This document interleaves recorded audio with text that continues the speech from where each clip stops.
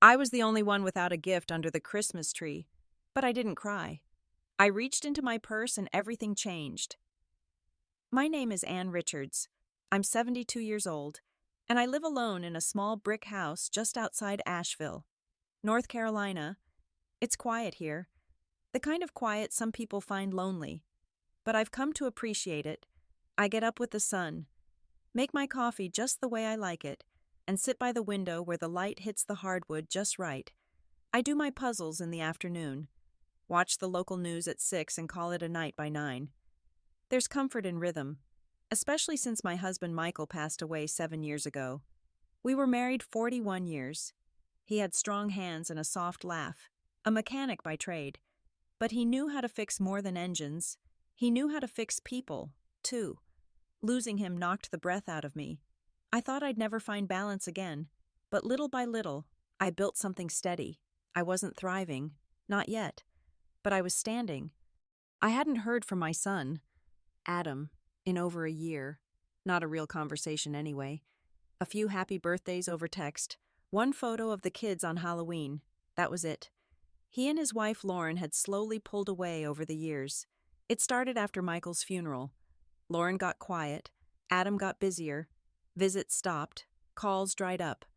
One day, I looked up and realized I wasn't part of their life anymore. So, when the phone rang on a chilly Tuesday morning in early December, and I saw Lauren's name light up on the screen, my first thought was, wrong number. I let it ring once, twice, 3 times. I almost let it go to voicemail, but something told me to answer. Hello? Hi, Anne, Lauren said, sounding just a little too cheerful. It's Lauren, I blinked. I know. She laughed lightly like I had said something funny. I know this is a little sudden, but Adam and I were talking, and we wanted to invite you to Charleston for Christmas this year with the kids. Everyone will be here. I looked out the window. The leaves had all fallen from the dogwood tree in my front yard. I hadn't been invited to anything in 4 years, not even to Olivia's high school graduation. Well, I said slowly, that's unexpected. I know, Lauren said quickly. But the kids have been asking about you, and Adam thought, well, it's time. Time for what? I didn't say that. I just sat there with the phone warm against my ear and my heart doing something I couldn't quite name. I mean, it's been too long, she added. We'd love to have you. There was a pause. I heard a dog bark in the background. Probably their Labradoodle Milo, the one I've never met. I'll think about it, I said. Okay, sure, she replied. We'd love to see you. We hung up. I stared at the phone for a long while. Lauren had always been polite on the surface, too polite, behind the pleasantries. There was a cold distance I could never quite cross. Adam didn't fight it. He just faded with her. The last time I saw them all was Christmas Eve 4 years ago. I baked 3 pies and brought gifts for everyone. I remember Lauren whispering something to Adam while I talked like I wasn't even in the room that night. They handed out presents one by one and skipped my name entirely. No one even noticed. Not even Adam. Not even the kids. I left the next morning without saying a word. That was the day I stopped calling. It hurt. But I was tired of forcing myself into places where I clearly wasn't welcome. And now, suddenly, they wanted me back at the table. I stood up from the chair by the window and walked to the kitchen, made another cup of tea, stirred it slowly. I could feel the old ache rising up, the one that asks, why wasn't I enough? But another voice answered, a steadier one I hadn't heard in a while. They don't know what I've been doing these last few years. I took a deep breath, picked up the phone, and texted Lauren back. I'll come. Then I set the cup down, walked to my bedroom, and opened the bottom drawer of my nightstand. Inside was a thick envelope, sealed, stamped, and waiting. The title read, Q4 Performance Report, Second Wind Collective LLC. They didn't know who I'd become, but they were about to find out. After Michael passed, I tried to hold on to the pieces. Sunday dinners, holidays, birthday parties. I made the effort. I called. I cooked. I offered to babysit when the kids were younger. I showed up with pies, with cards, with things I thought said. I still want to be part of your life. At first, they let me come around, but something in the air had changed. Lauren was never outright rude, but she had a way of making me feel small. If I shared a story, she'd correct a detail or cut me off with a fake laugh. When I brought over food, she'd say things like, "Oh, Anne, we're doing more plant-based now," and quietly push my dish aside. The kids would look up from their tablets just long enough to say hi before going back to their screens. Adam, well, he never said much. He just watched, always trying to keep things smooth. I don't think he meant to hurt me, but his silence did. I still remember one Sunday dinner when Lauren was showing off their new espresso machine. It had lights, knobs, all kinds of settings. She made everyone a cup except me. Then she looked at me and said, "You probably just want tea, right?" I smiled and said, "Sure." But the message was clear. I wasn't included. Not really. Little things like that piled up. I stopped being asked to family outings. When I suggested we go to the beach together, Lauren said the kids had too much going on. When I offered to help Olivia with college prep, she told me they had a counselor for that. Always a reason. Always a way to keep me at a distance. But I loved Adam. I still do. He was my only child. I remember how he used to fall asleep on my chest as a baby. How he cried the day he left for college. But the man who came back from that campus was quieter around me, more filtered. He'd glance at Lauren before answering my questions, as if waiting for her permission. I noticed, but I stayed quiet. I didn't want to push him away.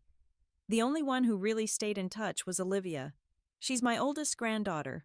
Smart, curious, always reading something. She'd text me pictures of her sketches or ask what books I was reading. Nothing long, just enough to remind me I mattered to someone. She once sent me a photo of a bracelet she made in art class, said it was just for Grandma. I still keep it in my nightstand. Now, as I held the performance report in my hands, I thought about the last 4 years, how silence had become my companion, how I'd stopped expecting phone calls, how I'd built something from that emptiness that was now bearing fruit. I put the envelope back, closed the drawer, and began mentally packing for Charleston. Whatever Lauren's reasons for the sudden invitation, I was ready to face them. This time, I'd be bringing more than pies. After I accepted Lauren's invitation, I spent the evening looking through old photos.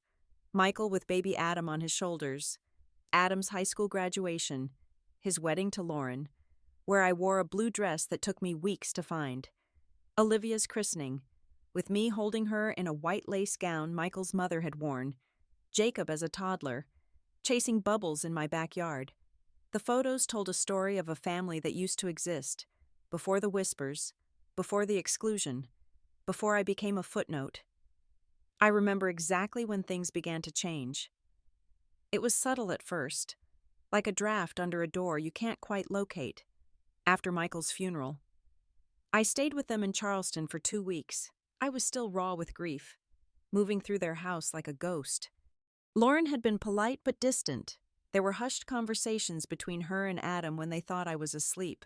I heard fragments too dependent, her own place, our space. When I returned home to Asheville, the house felt emptier than before. I called Adam every Sunday. At first, he'd answer and we'd talk for an hour. Then the calls got shorter. Then they went to voicemail. Then came the texts. "Sorry, busy day. Call you later." Later never came. I tried harder. I sent care packages. I offered to help with the kids. I suggested they visit when the dogwoods bloomed in spring. Lauren always had an excuse: work deadlines, the kids' activities, Adam's travel schedule, one Thanksgiving. I drove to Charleston unannounced. I thought maybe if I just showed up with a turkey and my famous cornbread stuffing, they'd remember I was family. Lauren answered the door in yoga pants, surprise freezing her face. "Anne," she said, not opening the door fully. "We weren't expecting you." Beyond her, I could see a dining table already set for guests. "I thought I'd surprise you all," I said, holding up the turkey roaster. "For Thanksgiving." She glanced behind her, then back at me. "Oh, Anne, we actually have plans already. Adam's firm partners are coming over. It's been on the calendar for weeks." I could help in the kitchen, I offered, knowing I was pleading but unable to stop. That's sweet, but we have it under control. Maybe call next time before driving all this way. I drove back to Asheville that same day, the turkey cooling in the passenger seat. I ate Thanksgiving dinner alone at my kitchen table, using the good china because, what was I saving it for? Then came the Christmas where they forgot my gift. I watched each family member open presents, the pile under the tree shrinking until it was empty. No one noticed. No one said a word. I sat there with my empty hands in my lap, nodding and smiling as Olivia showed off her new tablet. That night in the guest room, I cried into a pillow so no one would hear. Not from the lack of a gift. I didn't need things.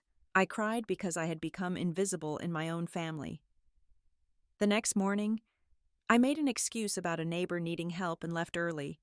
Adam hugged me briefly at the door, distracted by a call from work. Lauren waved from the kitchen. The kids barely looked up from their new toys. On the drive home, I made a decision. I would stop trying to fit where I wasn't wanted. I would stop making excuses for them. I would stop shrinking myself to avoid their discomfort. I didn't cut them off. I just stopped reaching out first. And sure enough, the communication dwindled to nearly nothing. A text on my birthday, a Christmas card with no personal note. Occasionally, Olivia would send me a message or a photo, but even those became rare. 4 years passed this way, 4 years of rebuilding my life around the absence of my only child. 4 years of finding strength in solitude, purpose in the quiet. And now, this invitation, after all this time. Why now? What had changed? As I closed the photo album, my gaze fell on my laptop sitting on the desk. That's where the answer lay. In the business I'd built, in the words I'd written, in the community I'd created from nothing but my own experience and determination. Something told me this Christmas would be different, not because they had changed, but because I had. My 70th birthday fell on a Tuesday, a crisp October day with leaves turning gold and crimson outside my window. I woke up early, made coffee, and sat on the porch with a light blanket over my knees. The sun rose slowly, painting the mountains in watercolor hues. I had no plans, no party, no reservation at a nice restaurant, just me and the day stretching ahead like an empty canvas. For weeks, I'd been telling myself it didn't matter. 70 was just a number. Why make a fuss? But as I sat there watching the birds at my feeder, a heaviness settled in my chest. I kept my phone close, screen up, just in case. Morning turned to afternoon. I checked my email. Nothing but promotional messages and newsletters. I scrolled through my text messages. The last one from Adam had been a month ago. A response to a photo I'd sent of my garden. Looks nice. By 3 p.m., I decided to bake myself a cake. A small one, lemon with vanilla frosting, the kind Michael used to love. I measured flour, cracked eggs, zested a lemon. The familiar motions were soothing, but the silence around them was not. At 4:30, the cake cooled on a wire rack. I made a cup of tea and checked my phone again. Nothing. By 6, I'd frosted the cake with shaky hands. I put a single candle in the center, lit it, and sang happy birthday to myself in a whisper. The flame flickered, casting shadows on the kitchen wall. Make a wish, Michael would have said. I closed my eyes. I didn't wish for calls or cards or presents. I wished for purpose, for meaning beyond waiting for acknowledgement that never came. I blew out the candle and cut a slice of cake. It tasted sweet and tangy, but I could only manage a few bites before pushing the plate away. At 8:45, my phone pinged. My heart leapt, but it was just a birthday greeting from my dentist's automated system. By 9, I accepted the truth. They had forgotten, or maybe they remembered and decided it wasn't important enough to acknowledge. Either way, the result was the same. Silence. I went to bed early that night, feeling every one of my 70 years pressing down on my shoulders. I stared at the ceiling, listening to the house creak and settle around me. I can't do this anymore, I whispered to the darkness. I can't keep waiting for them to remember I exist. Something shifted inside me then. a quiet resolution forming from the ashes of disappointment. If my family couldn't see my worth, I would have to build a life that reflected it back to me. I would have to find meaning that didn't depend on their recognition. The next morning, I woke with a clarity I hadn't felt in years. I made my coffee, stronger than usual, and sat at the kitchen table with a notebook and pen. I began to write a list. 1. Things I used to love doing before I was just mom or grandma. 2. Skills I have that could be valuable to others. 3. What I want my life to look like in 1 year. Under the first item, I wrote writing, reading, photography, gardening, cooking, teaching. Under the second, storytelling, organization, research, listening, experience with loss and rebuilding. For the third, I paused. What did I want? Not just vague notions of happiness or fulfillment, but concrete changes. Finally, I wrote financial independence beyond Social Security, a community that values my voice, purpose that gets me out of bed every morning, work that helps others while fulfilling me. I looked at what I'd written and felt something unfamiliar flutter in my chest. Not hope exactly, more like determination, a decision to stop waiting for my life to be noticed and start building one that couldn't be ignored. That forgotten birthday became the line in the sand, the day I stopped being a footnote in someone else's story and began writing my own. I pulled my laptop toward me, opened a browser, and typed, "How to start a blog after 60. Then, how to self-publish ebooks, and finally, online businesses for seniors. The screen filled with possibilities, tutorials, courses, success stories of people my age and older who had built meaningful work from nothing but experience and determination. I bookmarked dozens of pages, then clicked on a free webinar starting in 10 minutes. Digital Beginnings Online Business Basics for Seniors. As I waited for it to begin, I looked at the slice of birthday cake still sitting on the counter. I'd leave it there as a reminder, not of what I'd lost, but of what I was about to find. The webinar began, and I leaned forward, notebook ready, pen in hand. This birthday hadn't brought cards or calls or gifts, but it had given me something far more valuable, the push I needed to reinvent myself. For the first time in years, I wasn't waiting for anyone to make me feel seen. I was seeing myself clearly, and that was enough to begin. After that turning point on my 70th birthday, I didn't waste any time. The next day, I drove to the electronics store with a mission. I stood in the laptop aisle, surrounded by glossy displays and technical specifications that might as well have been written in hieroglyphics. A young salesman approached, probably expecting to baffle the old lady and sell me the most expensive model. "Can I help you find something, ma'am?" he asked, already reaching for a basic model. "I need a laptop for starting an online business," I said firmly. "Something with enough memory and processing speed for graphic design, writing, and video conferencing." His eyebrows shot up, and I couldn't help but smile. I'd spent the previous evening researching what I'd need, jotting down terms and specifications in my notebook. I've been saving Michael's life insurance money for something important. I thought, this is it. I left with a sleek silver laptop that cost more than I'd ever spent on myself, along with a wireless mouse, external hard drive, and a printer that could scan documents. The total made me wince, but I reminded myself this wasn't an expense, it was an investment. That night, I set everything up on the small desk in my spare bedroom. I created email accounts, registered for website platforms, and signed up for 3 different online courses: blogging basics, digital marketing for beginners, and self-publishing on Amazon. The learning curve was steep. I spent hours watching tutorials, taking notes, practicing new skills. My fingers weren't as nimble as they once were, and my eyes strained at the screen, but I persisted.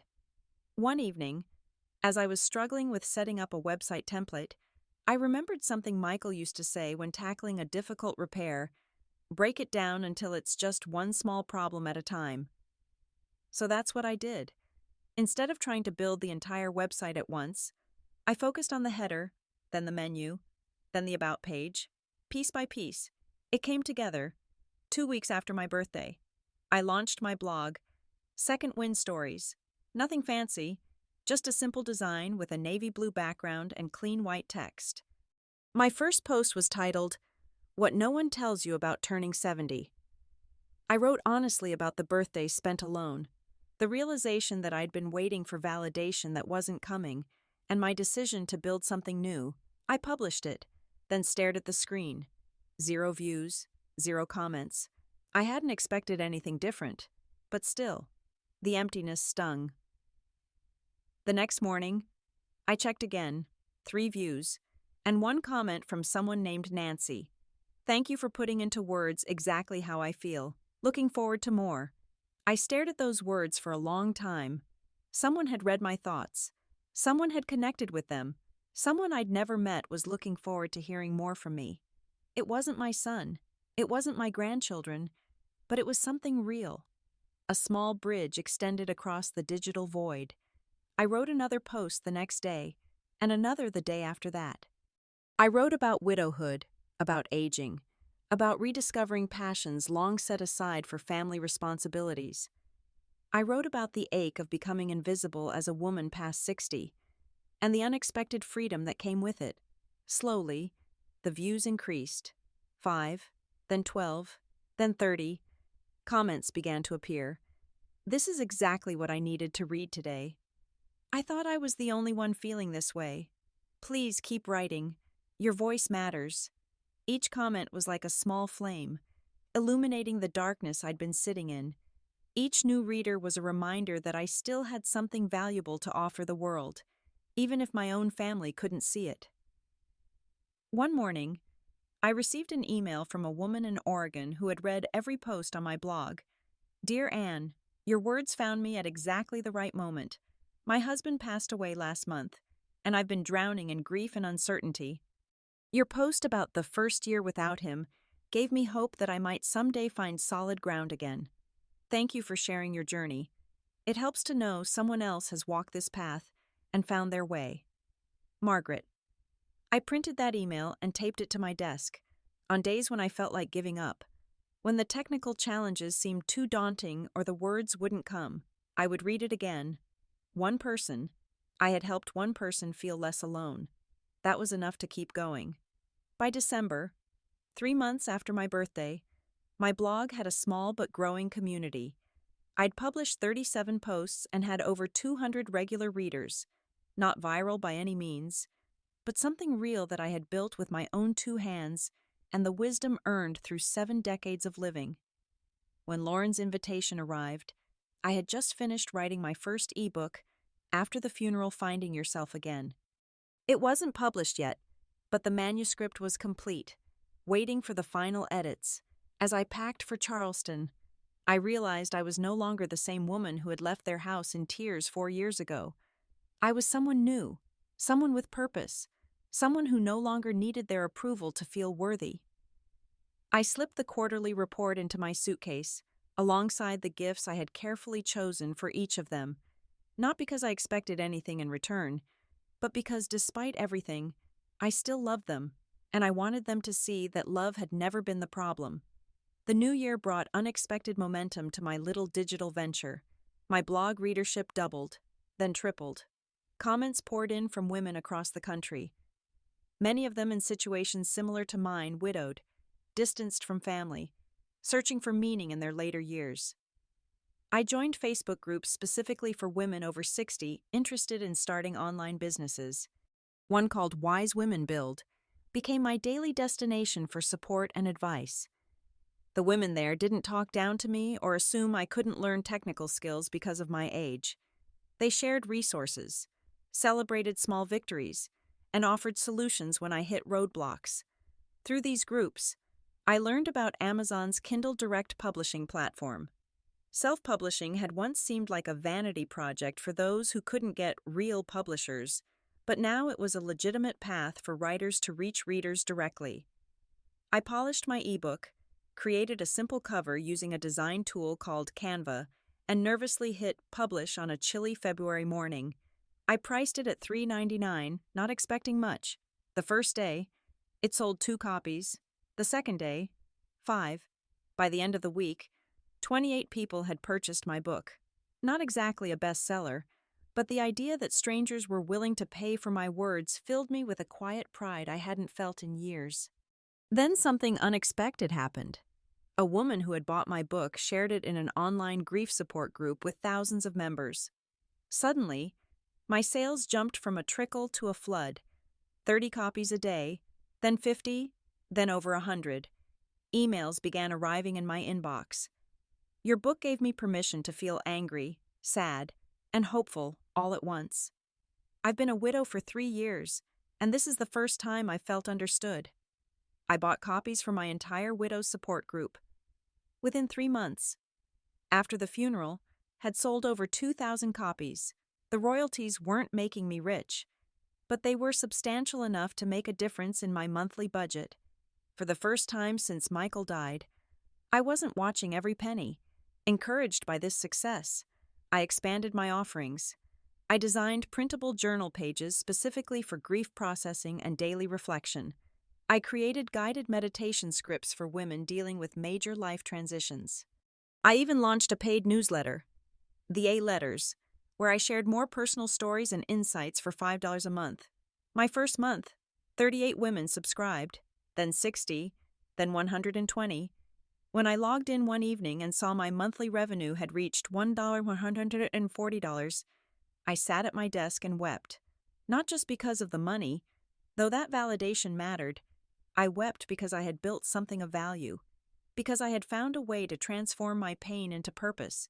I didn't tell Adam or Lauren about any of this, not because I was hiding it, exactly, but because I knew they wouldn't understand what it meant to me.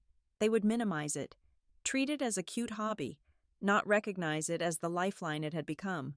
Only Olivia knew a little. She had found my blog accidentally while researching a paper on digital entrepreneurship for a college course. She texted me immediately, "Grandma, I just found your blog. Why didn't you tell me? This is amazing." We had a long phone call that night, the first real conversation I'd had with any family member in months. She asked thoughtful questions about how I'd learned everything, what inspired me to start, how I handled the technical aspects. "I'm so proud of you," she said before hanging up. "You're kind of a badass. You know that." I laughed at her language, but her words warmed me. Someone in my family could see me, really see me. As my business grew, I reinvested some of the profits. I upgraded my website with professional design help. I hired a part-time virtual assistant, a retired teacher named Gloria, to help manage emails and customer support.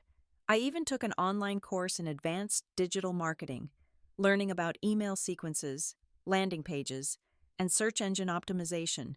Every day brought new challenges and new victories. I wasn't just surviving anymore.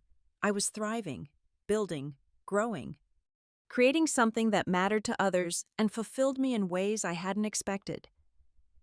By the time summer arrived, Second Wind Collective LLC was a legitimate small business with multiple income streams, a growing audience, and plans for expansion. I had collaborated with other writers in my niche, been interviewed on 3 different podcasts about entrepreneurship after 60, and started outlining my second book.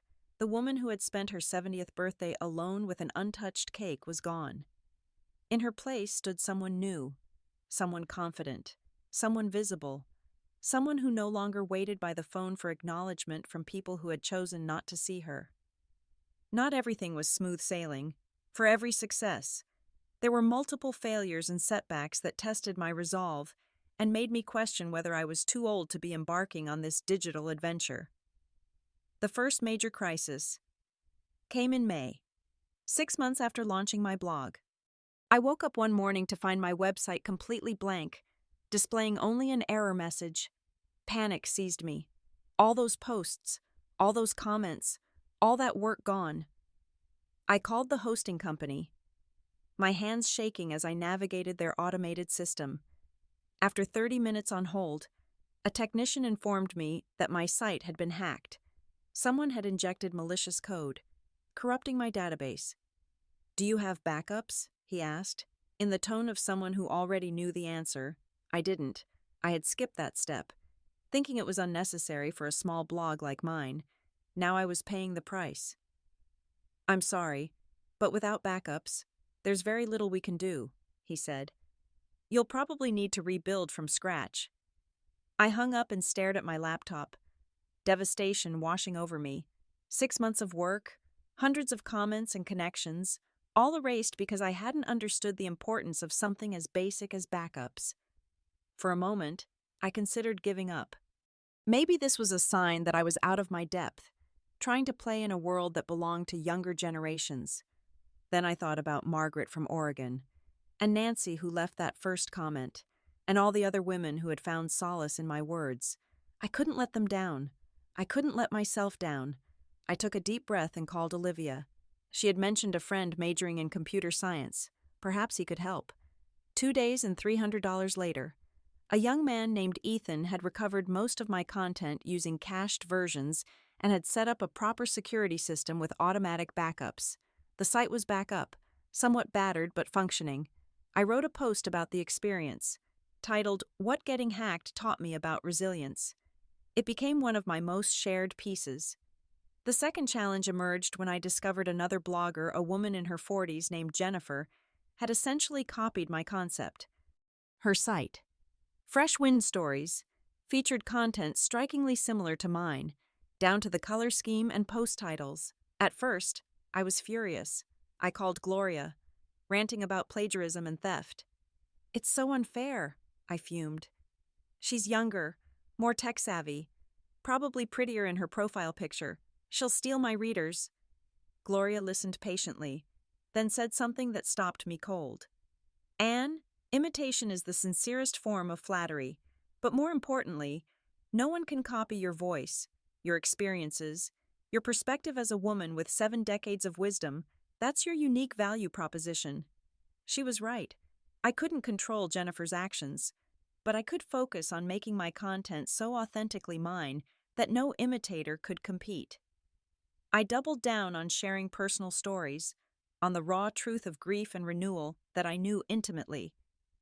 I stopped looking at Jennifer's site and concentrated on serving my own community better. Within a month, several readers had sent me messages noting the similarities and expressing their loyalty to my authentic voice. The competition had actually strengthened my connection with my audience. The most significant failure came when I attempted to expand too quickly, encouraged by my ebook success. I decided to create an online course, Rebuilding After Loss. A 6-week journey. I spent weeks developing the curriculum, recording videos struggling with lighting and sound quality, and building a platform to host it. I priced it at $197, launched with great fanfare to my email list, and waited for enrollments to pour in. They didn't. After a week, only 3 people had signed up. After 2 weeks, still just 3. The course I had poured my heart into, that had kept me up late and woken me early with ideas, had flopped. I was devastated. The failure felt personal, as if my offerings weren't valuable enough, as if I wasn't valuable enough. The old feelings of invisibility crept back in. One evening, as I sat at my desk staring at the dismal enrollment numbers, my phone rang. It was Nancy, my very first blog commenter, who had become something of a friend over the months. "I wanted to talk to you about the course," she said. "I think I know why it's not selling." "I'm all ears," I replied, bracing for criticism. "It's too expensive," she said simply. "Many of us are on fixed incomes. We want to support you, but $197 is a month of groceries for some of us." Her honesty hit me like a splash of cold water. I'd been so caught up in what other course creators were charging that I'd lost sight of my specific audience and their financial realities. "What would be reasonable?" I asked. "Maybe $47. Or a payment plan. Something that says you understand where we are." The next day, I relaunched the course at $47 with a 3-payment option. Within a week, I had 65 enrollments. By the end of the month, over 100, the reduced price meant less profit per student, but the increased volume more than made up for it. More importantly, I learned a crucial lesson about listening to my community and making decisions based on their needs rather than industry standards. These challenges, the hack, the competition, the failed launch, could have derailed me. A year earlier, they might have, but the woman I had become was more resilient, more determined, more willing to learn from failure rather than be defined by it. Each setback taught me something valuable. Each obstacle overcome made the next one less intimidating.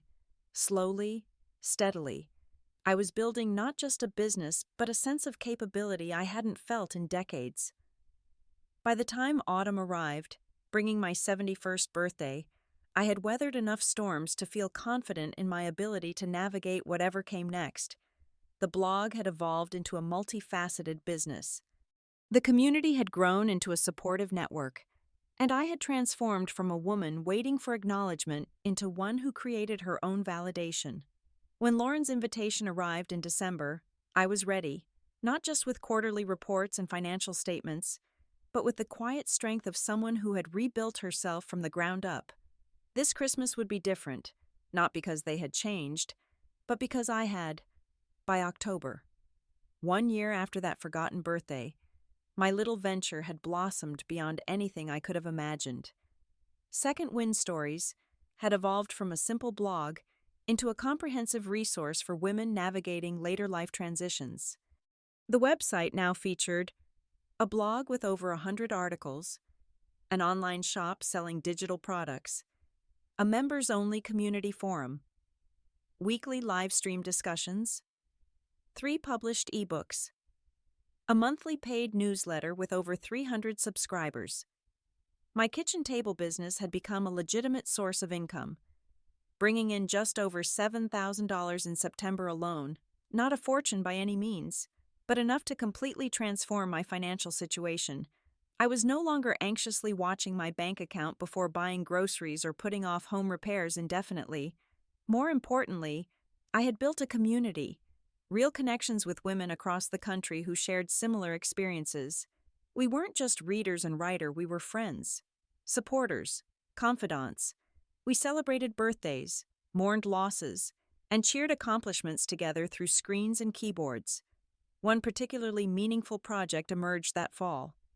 A group of 50 women from the community contributed their stories of resilience for a collaborative ebook titled Invisible No More Women Over 60 Reclaim Their Voice. I edited their submissions, wrote the introduction, and published it under the Second Wind imprint. All proceeds went to a scholarship fund for older women returning to education. We raised enough in the first month to provide 3 $1,000 scholarships. The day we announced the recipients, a 68-year-old former nurse pursuing a degree in counseling, a 73-year-old grandmother studying computer science, and a 65-year-old widow taking art classes, my inbox overflowed with messages of gratitude and inspiration. I printed those emails and added them to a growing collection on my bulletin board. Tangible reminders of impact. Proof that visibility and value weren't determined by family recognition. As my business grew, I began receiving invitations to speak at local senior centers and women's groups. At first, I was terrified. Writing behind a screen was one thing, standing in front of people was another entirely, but I pushed myself to say yes. Remembering Michael's words, growth happens at the edge of comfort. My first presentation was at the Asheville Women's Club. 25 women, most around my age, gathered to hear me speak about digital entrepreneurship after 60. My hands trembled as I set up my laptop. My voice quavered through the first few minutes. But then I looked out at those faces, eager, attentive, some nodding in recognition at my descriptions of feeling invisible, and something shifted. These weren't strangers. They were my peers, women who understood exactly what it meant to be dismissed because of age and gender. By the end, we were laughing together, sharing stories, exchanging contact information. 3 women signed up for my newsletter on the spot. 5 more purchased my ebooks. One even asked if I would mentor her as she started her own blog. That night, driving home under a canopy of stars, I felt a deep sense of rightness, of alignment between who I was and what I was doing, of purpose fulfilled. The quarterly report I printed in early December, the one tucked into my nightstand drawer, showed the full scope of what I'd built in 14 months. Total revenue, $38,000, 412 Newsletter subscribers, 312. Ebook sales, 4. 587. Digital product sales, 340. Website visitors, 85,000 plus. Speaking engagements, 7. Numbers on a page. Proof of something tangible. Evidence that I wasn't just filling time until the end. I was creating value, building legacy, making a difference in lives beyond my own. When I looked at those figures, I didn't feel pride so much as vindication. Not toward Adam or Lauren specifically, but toward a world that often renders women my age invisible. That assumes we have nothing left to contribute, that expects us to shrink and accommodate and wait patiently for scraps of attention. I had refused that narrative. I had written a different story for myself. And now, as I packed for Christmas in Charleston, I was bringing that story with me not to boast, but to stand firmly in my own worth. This time, when I walked into their house, I wouldn't be the aging mother-in-law hoping for inclusion. I would be Ann Richards, founder and CEO of Second Wind Collective, LLC. A woman who had discovered her value didn't depend on their recognition. A woman who had found her second wind. The drive from Asheville to Charleston took a little over 4 hours. I packed the car the night before. Just one suitcase, my handbag, and a basket of wrapped gifts I'd chosen carefully. Not expensive, but thoughtful. A scented candle Olivia might like. A leather-bound journal for Adam. A kitchen set for Lauren that matched the colors I saw in her last Instagram post. It wasn't about the gifts. It was about showing I still cared even after everything. I wore black slacks, a soft gray sweater, and a warm coat. Simple, clean. My hair was pulled back. My earrings small gold hoops. I looked like myself when I pulled up to their house. I sat in the car a few minutes before getting out. The place was bigger than I remembered. White brick with those sharp black shutters people love these days. 2 shiny SUVs in the driveway, one of them new. Dealer plate still on. I took a breath and rang the bell. Lauren answered. Her smile didn't touch her eyes. Anne, she said, drawing out my name. You made it. She leaned in for a quick hug that barely touched me. Her perfume was strong, citrusy. She stepped back to wave me in like I was a guest, not family. Inside, it smelled like pine and cinnamon. Everything was neat, magazine neat. The tree in the corner looked decorated by a professional, silver and white, not a handmade ornament in sight. Adam came around the corner holding his phone, thumbs still moving on the screen. Hey, Mom, he said, giving me a one-armed hug. Glad you made it, I smiled. Glad to be here. The kids didn't get up. They were on the couch, eyes locked on tablets. I waved. Hi, sweethearts? A murmur of, hey, came back, but their faces never turned. Lauren led me upstairs to the guest room. It was small, colder than I expected. The bedding was old, faded florals, the kind I remembered from their first apartment. The dresser had a fine layer of dust, no lamp, just a ceiling light that flickered when I turned it on. If you need anything, let me know, Lauren said, hand on the door already. Thank you, I replied. I unpacked in silence, lined my shoes neatly under the bed. I placed the gifts in a corner, took out my pajamas, laid them on the pillow. I sat on the edge of the mattress for a moment, staring at the suitcase like it might say something comforting. Later, we gathered in the dining room. Lauren had made something fancy. Roast duck with a cherry glaze, quinoa salad with pomegranate seeds. There were name cards on the table. Mine was at the far end near the serving cart. The conversation moved fast. Lauren talked about her company's holiday numbers, something about conversion rates and ad spend. Adam jumped in about a new investment app. Olivia asked about Bitcoin. I sipped my tea. No one asked how I'd been. No one asked what I was working on or if I was still writing. Not that I expected them to. This table had always made space for loud voices. I was never one of them.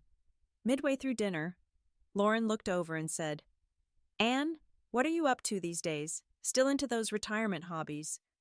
The way she said it made the room chuckle. Even Adam grinned. I looked at my plate, took another sip of tea. Something like that, she nodded, already turning back to the others. I chewed slowly, listened. They still thought I was just idle. I let them think that because they didn't know. Not yet. After dinner, Olivia caught me in the hallway. She looked thinner than in her photos, dark circles under her eyes that makeup couldn't quite hide. "Grandma," she whispered, glancing over her shoulder, "I wanted to ask you about your blog. I showed it to my graphic design professor and she was really impressed. Said your branding was intuitive and authentic." I smiled, genuinely touched. "That's very kind. How are your studies going?" "Good, but busy. Mom and Dad are pressuring me to switch from design to business. Say it's more practical." Her voice had an edge to it, the edge of someone used to defending her choices. "And what do you want?" I asked. She blinked, as if surprised by the question. "I want to create, to make things that matter to people." I nodded. "Then that's what you should do." "It's not that simple," she sighed. "It can be," I said. "But we'll talk more later." She squeezed my hand and disappeared back into the living room. That night, I lay in the cold guest room listening to the unfamiliar sounds of their house. Voices murmuring downstairs, a door closing, water running through pipes. I checked my email on my phone. 3 women had written to thank me for my latest newsletter piece on holiday boundaries. One had attached a photo of herself with my book. I smiled in the darkness. Tomorrow would bring whatever it would bring.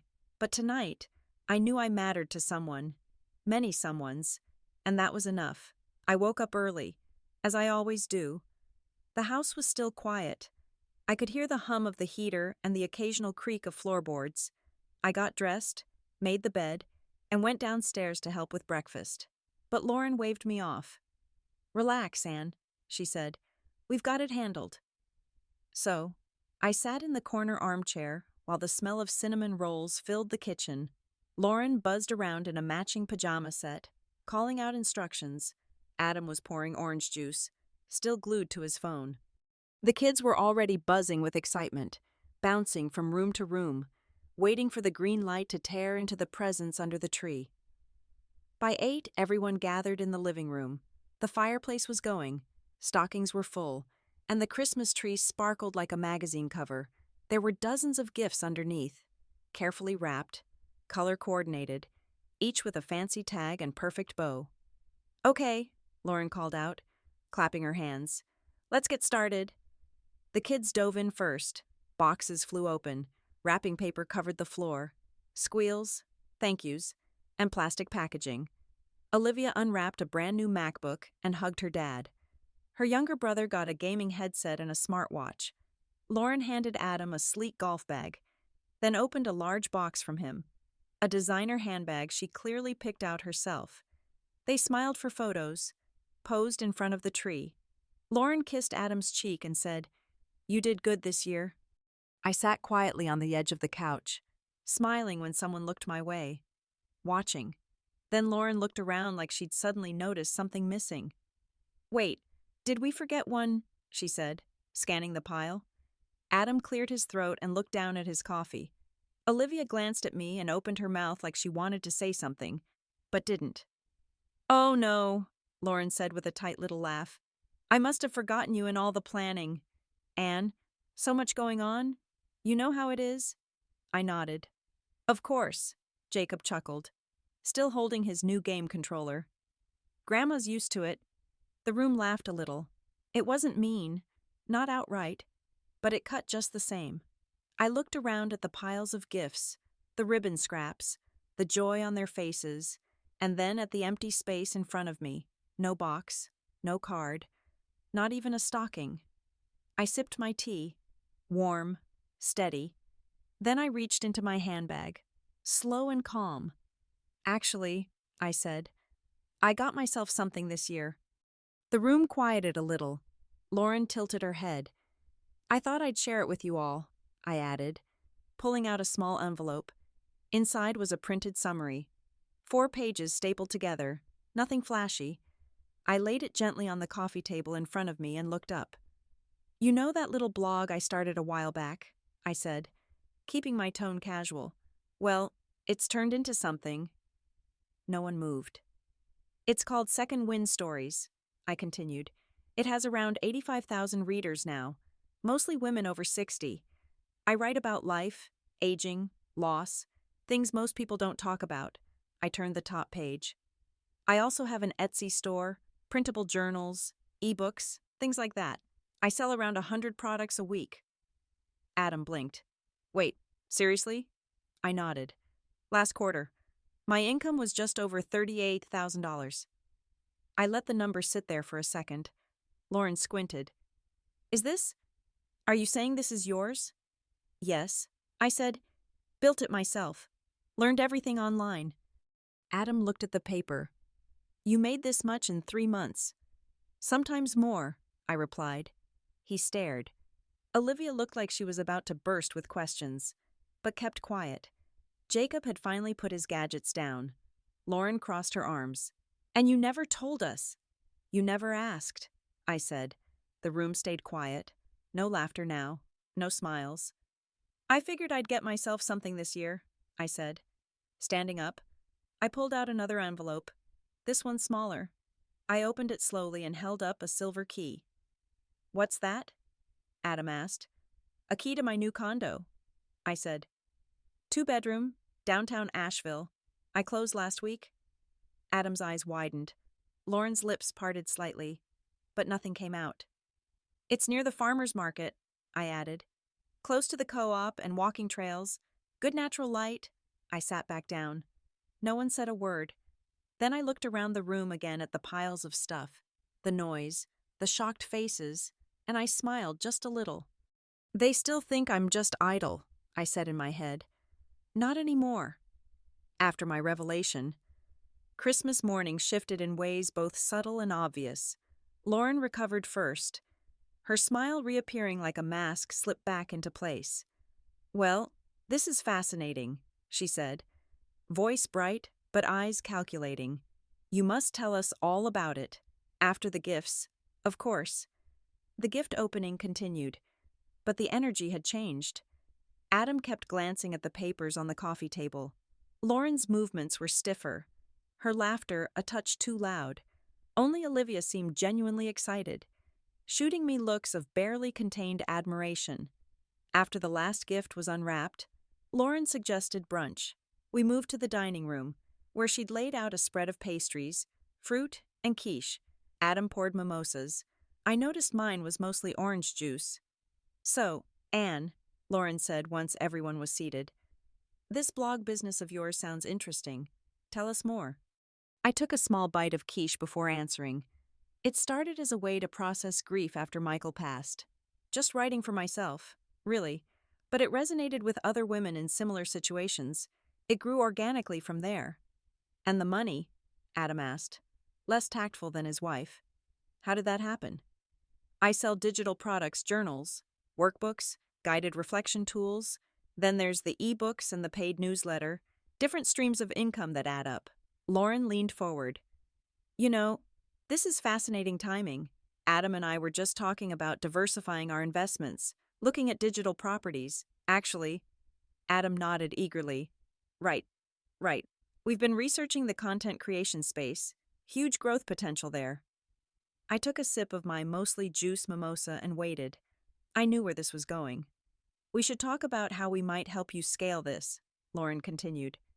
With my marketing background and Adam's investment knowledge, we could really take this to the next level.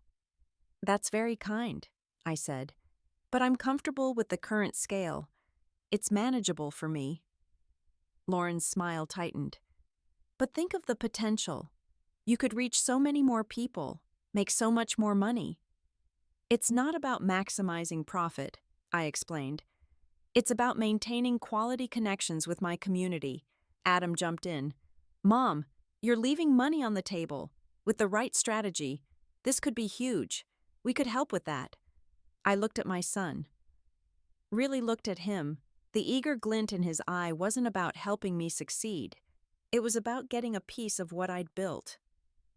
I appreciate the thought, I said carefully, but Second Wind is my business. I built it from scratch when no one else was interested in what I had to say. Lauren laughed lightly. Oh, Anne, don't be dramatic. Of course we've always been interested. You just never really shared anything substantial.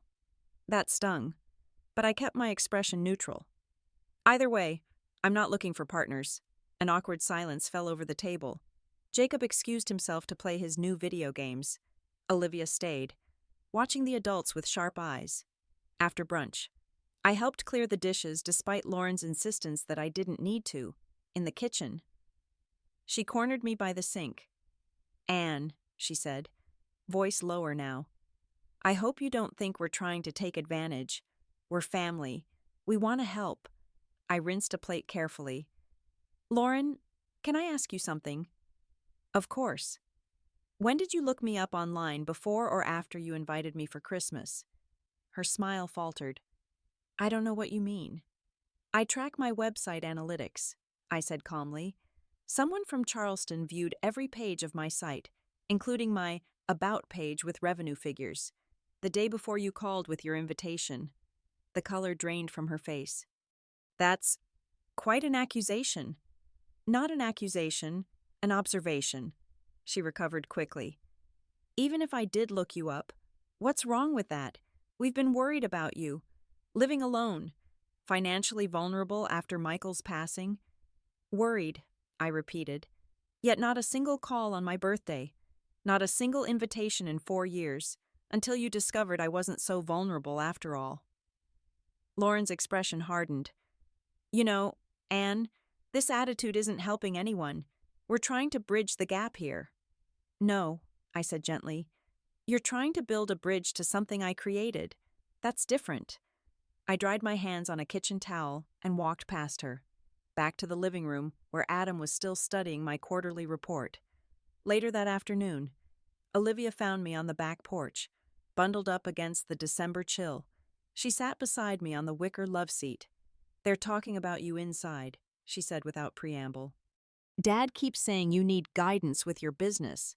I chuckled. "I'm sure he does. Is it true about the condo and everything?" "Yes. I close after New Year's. You're welcome to visit any time." She twisted a strand of hair around her finger, a habit from childhood. "Can I ask you something weird?" "Always." "How did you know what to do after Grandpa died? When you were alone, how did you figure it out?" I thought carefully before answering. This wasn't idle curiosity. Olivia was asking for herself, for her future. "I stopped waiting for permission," I said finally. "I stopped looking for validation from people who weren't willing to give it. I started building something that mattered to me, whether anyone else understood it or not." She nodded slowly. "I think that's what I need to do with my art." "I think so too." We sat in companionable silence until Lauren called us in for dinner. That evening, I announced that I would be leaving in the morning, a day earlier than planned. "But it's Christmas," Adam protested. "You just got here." "I know," I said, "but I have work to finish before the year ends, a commitment to my readers." Lauren's smile was tight. "Surely they can wait a day or two." "They could," I agreed, "but I've never missed my Christmas night post in 4 years.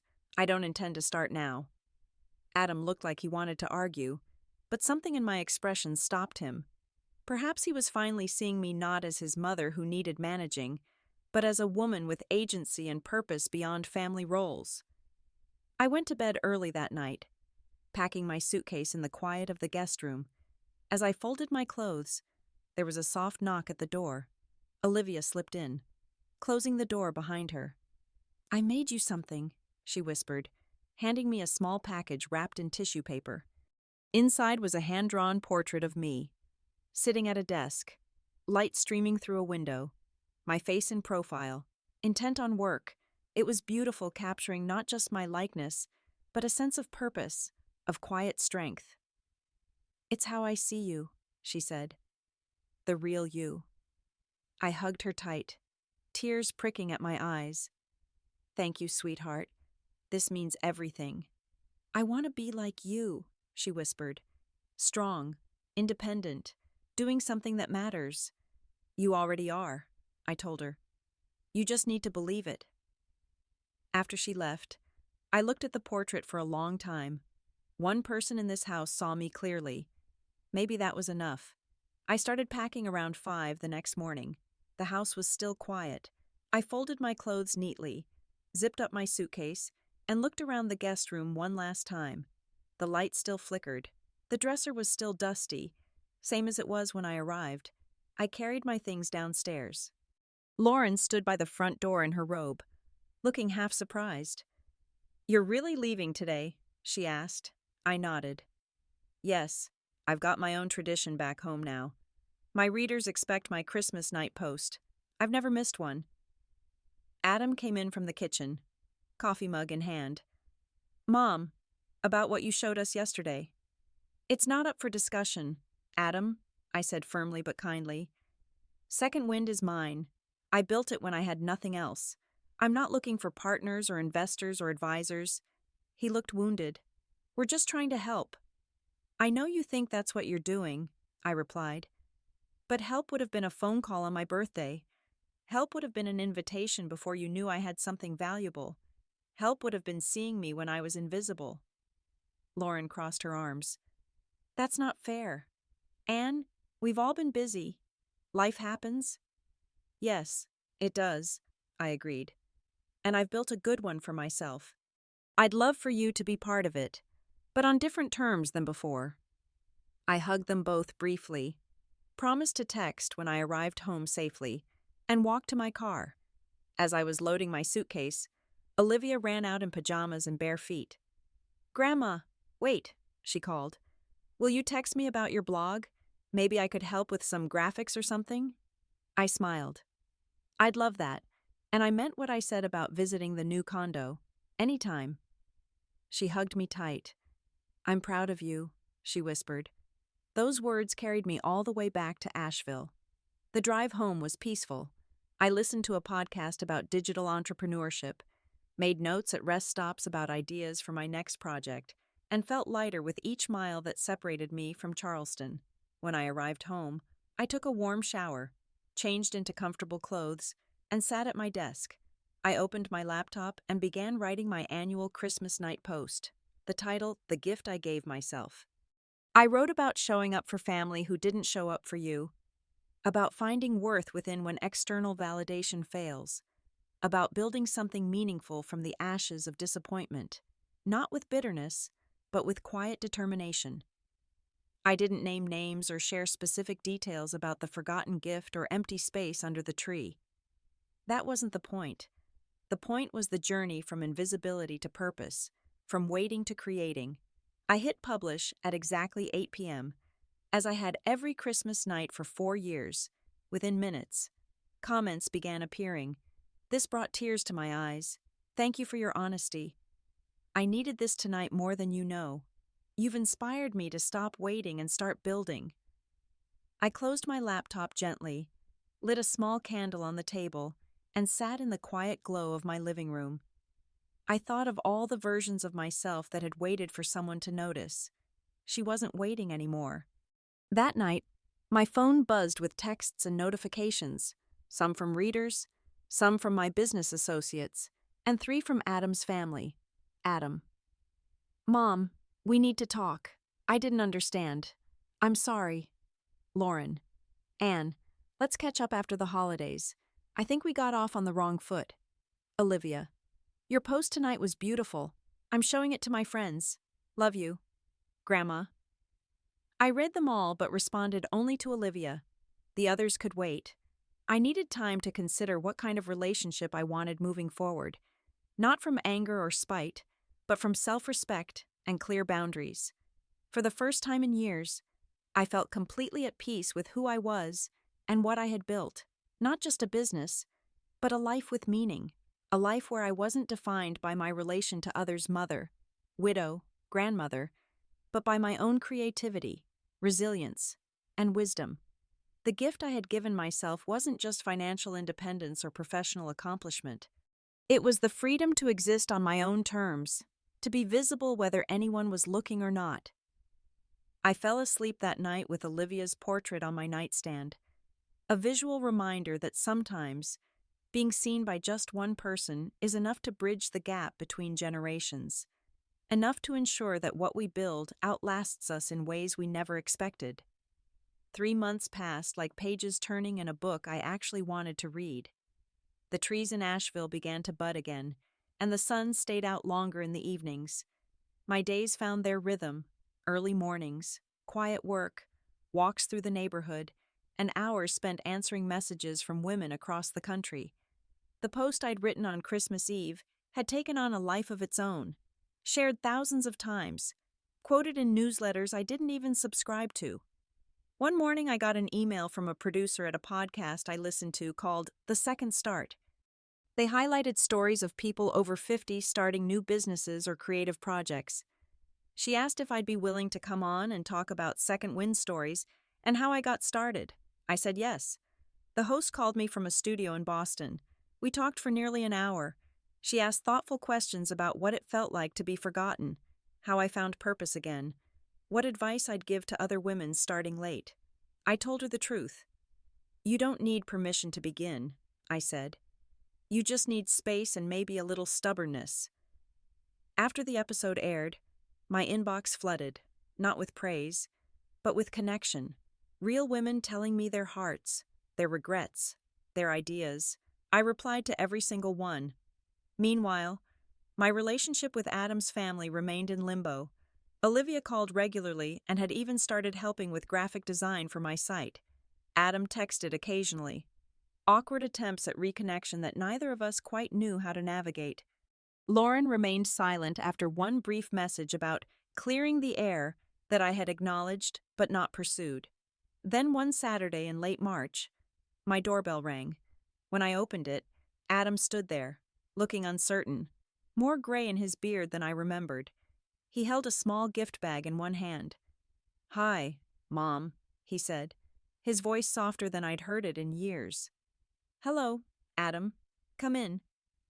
My new condo was bright, warm, big windows, plants on every sill, a small desk in the corner where I did my work.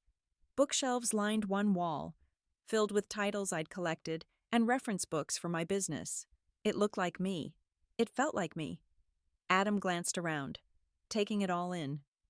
"It's nice," he said. "Really nice. Thank you."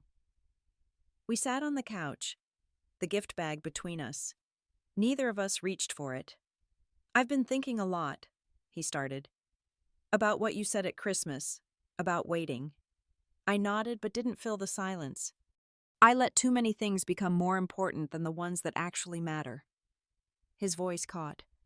"I wasn't a good son.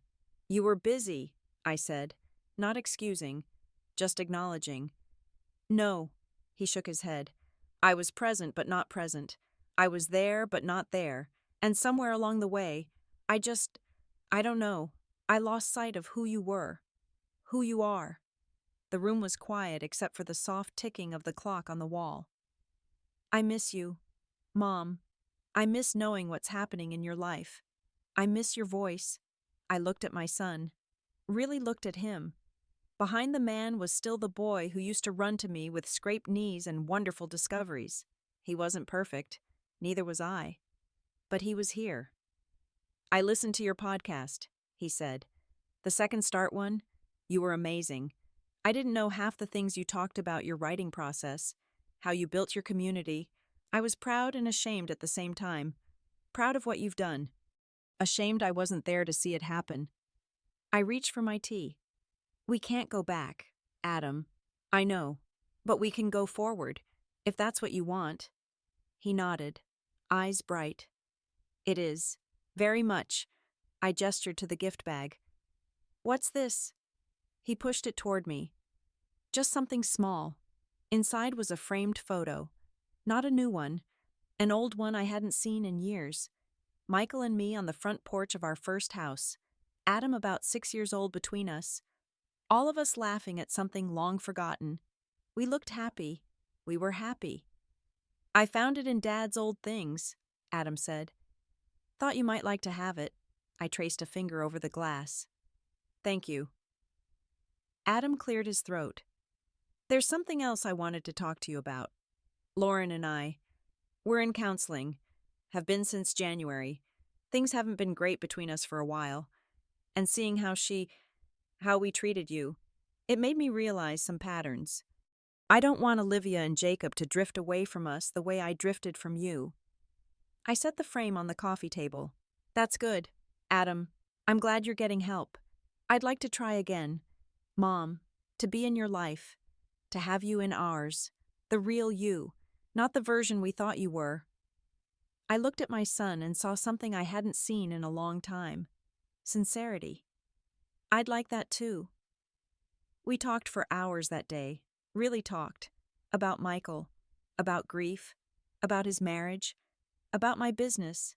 He asked questions and listened to the answers. Before he left, he hugged me tight, the way he used to when he was younger. I'm so proud of you, Mom, he whispered. Dad would be too.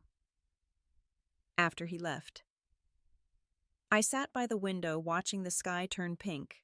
People talk about forgiveness like it's a gift you give someone else.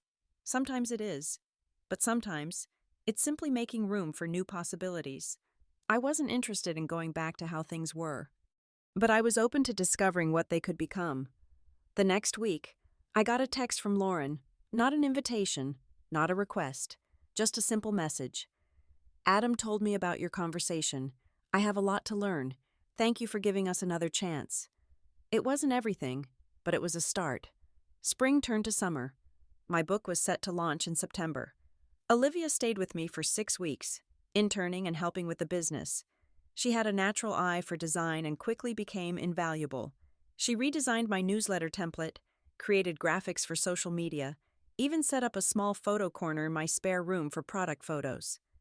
Grandma, she said one evening as we were reviewing analytics, have you ever thought about doing workshops like in person? I looked up from my screen. What do you mean? Your online mentoring circle has a waiting list now. What if you did a weekend retreat right here in Asheville? Women could come from all over, learn from you directly, connect with each other. I hadn't considered it. That's a big undertaking. I could help, she said, eyes bright with excitement. We could start small. Maybe 20 women. Find a nice venue with gardens. Serve good food. Create workbooks they can take home. The idea took root. By July, we had a plan. A 3-day retreat called Your Second Wind Weekend. We found a beautiful old inn just outside of town with gardens and a sunroom for workshops. We designed workbooks, ordered supplies, created a simple application process. When we opened registration, it filled in 48 hours. We had to start a wait list. Adam called when he heard, Mom, this is incredible. Olivia won't stop talking about it. She's the one who pushed for it, I said. She's got a good head for business. Wonder where she gets that from? He laughed. Our relationship was healing, slowly, not back to what it was, but growing into something new. Something honest. Lauren was trying too, in her way. She sent thoughtful texts, articles she thought I'd like, no pressure for response. Small steps. The retreat weekend arrived in early August. 22 women, ranging in age from 58 to 83, gathered in the garden of the Magnolia Inn. Some came from as far as Seattle and Boston. All had stories. All had been invisible in some way. All were ready to be seen. I stood before them on the first morning, nervous but steady. Olivia sat in the back, giving me a thumbs up. Welcome to your Second Wind Weekend, I began. I'm Ann Richards. 2 years ago, I was sitting alone on my 70th birthday, wondering if I still mattered to anyone. Today, I run a 6-figure business that helps women remember they've always mattered, whether anyone noticed or not. The room was quiet, attentive. This weekend isn't about getting rich or going viral. It's about reclaiming your voice, finding your purpose, building something that's yours. And most importantly, connecting with others who understand what it means to start again, not from scratch, but from experience, from wisdom, from the person you've always been beneath the roles others gave you. I looked out at these women, their faces open and hopeful. So let's begin, not by forgetting the past, but by using it to fuel what comes next. Your second wind is waiting. Let's catch it together. We spent 3 days sharing, learning, creating. Women who arrived as strangers left as friends, with plans to support each other's projects, to meet again, to keep building. On the final day, we gathered for a farewell brunch in the garden. One woman stood up, voice shaking slightly. "I need to say something," she began. "I came here thinking I was too old to start anything new, that my best years were behind me. But Anne reminded me that the tree that blooms latest often bears the sweetest fruit." She raised her glass. "To our second winds, and to Anne, who showed us how to catch them." Everyone raised their glasses. "To Anne, I felt something I hadn't felt in years, fully seen, fully present, fully alive." That evening, after everyone had gone, Olivia and I sat on the porch of the inn, watching fireflies dance in the gathering dusk. "You did it, Grandma," she said, leaning her head on my shoulder. "We did it," I corrected her. She smiled. "Know what I love most about you? You never let anyone else write your story." I thought about that for a moment, about all the chapters I'd lived, the happy ones, the heartbreaking ones, the unexpected ones. They were all mine. "That's the secret, you know," I said softly. "Your story is always yours, even when others try to tell it for you, even when they stop reading. You get to keep writing." Olivia nodded. "I'm so glad you kept writing." "Me too, sweetheart. Me too." The next morning, as I was packing up the last of our supplies, my phone rang. It was Adam. "Hey, Mom, I just wanted to call and say congratulations on the retreat. Olivia sent photos. It looked amazing." "It was," I said. "Exhausting but wonderful." There was a pause. "Listen, I was thinking, it's your birthday next month." My heart did a little skip. He remembered. "Lauren and I would like to do something special. Maybe come up there, take you to dinner, or we could host something at your place if you prefer." I smiled. "Dinner would be lovely." "Great," he said, sounding relieved. "Oh, and Mom." "Yes. I'm really proud of you, not just for the business or the book or any of that, for being you, for not giving up on yourself, for showing all of us what's possible." My eyes welled up. "Thank you, Adam." After we hung up, I stood by the window of my condo, looking out at the mountains in the distance. I thought about the woman I was 2 years ago, sitting alone on my birthday, feeling forgotten. I thought about the woman I was now, surrounded by purpose, community, and renewed connections. The difference wasn't just success or money or recognition. It was remembering who I was beneath all the roles I'd played: mother, wife, widow, friend. I was still all those things. But now I was also writer, entrepreneur, mentor, guide. I picked up my planner and wrote at the top of a fresh page, "Remember to live like someone who knows her own worth." Then I turned to my laptop and began to write the next chapter.